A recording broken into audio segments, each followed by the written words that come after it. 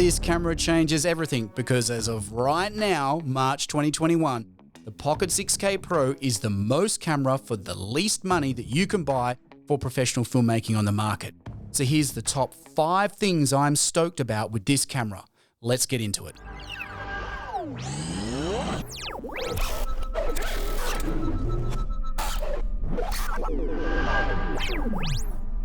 And here's a really quick recap of what comes in the box. A welcome booklet, a sticker, a Resolve Studio key, a lens turret cap, a camera strap, a 30-watt power supply, one Sony MPF570 battery, and of course, the camera, which is a lot bigger than my Pocket 4K, but it shares the same DNA as the Pocket 6K. The size increase is due to the new physical features of the camera, and they take up the first 4 places of my top 5. So let's get it rolling.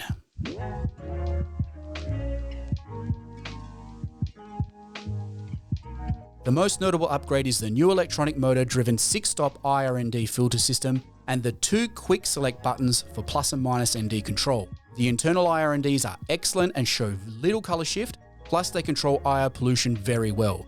It is worth noting that these IR/ND filters attenuate the infrared light to the same degree as they reduce visible light, so they are not aggressively cutting the infrared.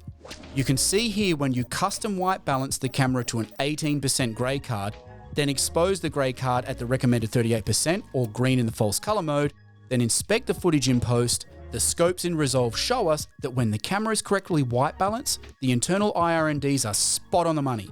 Overall, these IR/NDs are excellent and will work well in most situations. Like most cameras, these internal IR/NDs are designed to complement people's skin tones, which can suffer if the IR cut is too strong. So Blackmagic Design has found a very happy balance here. I also like that Blackmagic Design has given you the option to change the way the IR/NDs are displayed. Meaning, if you prefer numbers over fractions or stops, then you can stick with the representation that you prefer. For full transparency, the only downside of the new NDs is the audible motor noise, and for some doco shooters this could be a real issue. Here's an example of how loud the ND motors are from 1 foot away. And here's the internal stereo mics recording the motors making an ND filter change.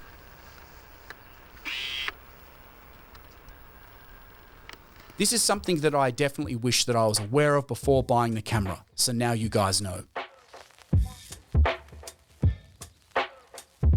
This thing is so small and so lightweight and so good that it is crazy value for the money. And it's good enough that I can say goodbye to my third-party EVF. This new EVF is bright and the image quality is better than most. But in all fairness, it is not as good as my Canon R5. But where it beats the R5 is its detachability and the fact that it can tilt up to 70 degrees. The EVF also sits further away from the camera body, which I like. And I do not think it will take very long before third parties start making an adapter cable so that the EVF can be repositioned anywhere on a rig. The 4 eye cups are a welcome addition, and for me, this one is super comfortable. Once attached, the EVF is super easy to adjust for your eye. It has an inbuilt focus chart so that you can set the diopter correctly via the dial found on the bottom of the EVF. You can also adjust the brightness of the EVF via the menu system, which helps reduce eye strain. Once the EVF was set up for my eyes, I found focus pulling very, very easy. And any situation that I thought that the shot was a little bit tougher, I just dropped a LUT into the EVF to make it easier to see sharps. Inside the EVF, the heads-up information is easy to see and read and does not interfere with the image at all. The inbuilt proximity sensor works well, and when it activates the EVF, it deactivates the touchscreen monitor. This happens to save power and prohibit accidental changes to the settings in the menu of the camera. I'm really glad I ordered the EVF, but its best features really are the cableless connectivity, its weight and removability for gimbal work. This EVF is just absolute exceptional value for money.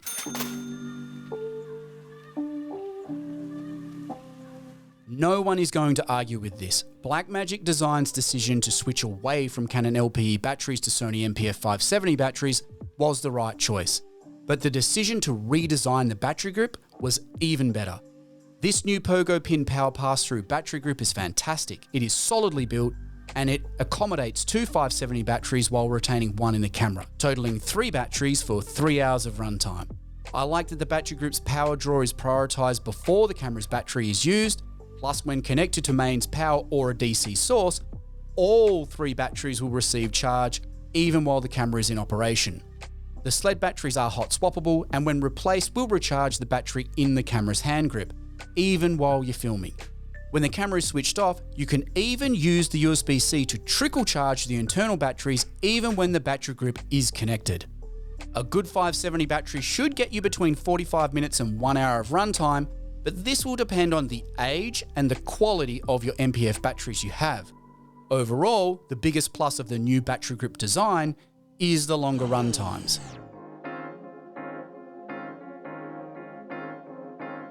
What has surprised me the most is the ruggedness of the new flip screen. My Canon R5 flip screen feels flimsy compared to this. Besides this, the tiltable touchscreen has a great range of motion, and it reminds me of the A7 line of cameras, just bigger. And while many may complain that the screen does not flip all the way around, this style is much better from a camera operator's perspective, as it keeps your head and vision square to the camera and in line with the lens, opposed to a flip screen that forces you to look to the side and look at the screen on an angle.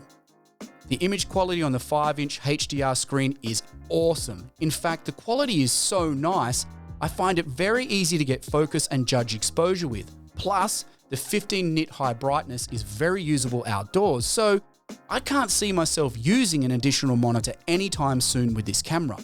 The touchscreen is still super snappy and responsive as previous models. The menus are the same and are still easy to understand and navigate. The camera and screen boot up time is about 4 to 5 seconds before you can record, and it's pretty quick and on par with my Canon R5.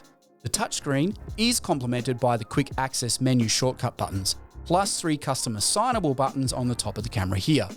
All the same as the 2 previous models, the only addition is the IRND filter buttons found here on the back of the camera.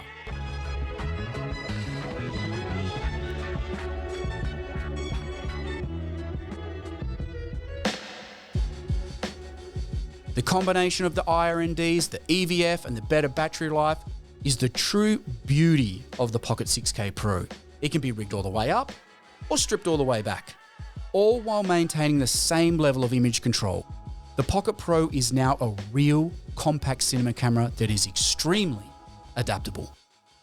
You may or may not agree with me here, but I do think that apart from adding a matte box, external mic, and wireless follow focus, you can now run this camera very stripped down and pretty much cableless, while maintaining complete control over your cinematography. The biggest win that I see with this new design really speaks to the way I shoot. I like keeping the camera as cableless as possible. I don't know about you guys, but I'm just over rigging cameras to make them more usable. The only one of these ports that I can see myself using is the audio input. There's no more cables to third-party batteries or monitors, which removes all the accessories and added complexity, weight, and failure points from the camera setup. This is just much cleaner than that. This is also the reason why I shoot with CFast cards like these Angelbird 256GB AV Pros. If you're moving up from the 4K to the 6K, these cards are perfect for higher 6K resolutions. And because I'm not using an external SSD, I can drop the camera in and out of my bag and never worry about the SSD cables getting broken or accidentally unplugging. I also never have to dismantle the camera or remember to disconnect or reconnect media when bagging or unbagging the camera from transit. But when I'm in a studio setting, I prefer to use the larger Angelbird SSDs via the USB-C port. These SSDs are crazy fast and they allow me to record in any bitrate, quality, and resolution. And in case I need more media space, I keep one of these little guys always in the camera. Ergonomically, this camera feels a lot better in my hands. Even though it's built from the same space-age polymer, it somehow feels sturdier than the 4K model, especially when hand-holding the camera and using the EVF as a third point of operational contact.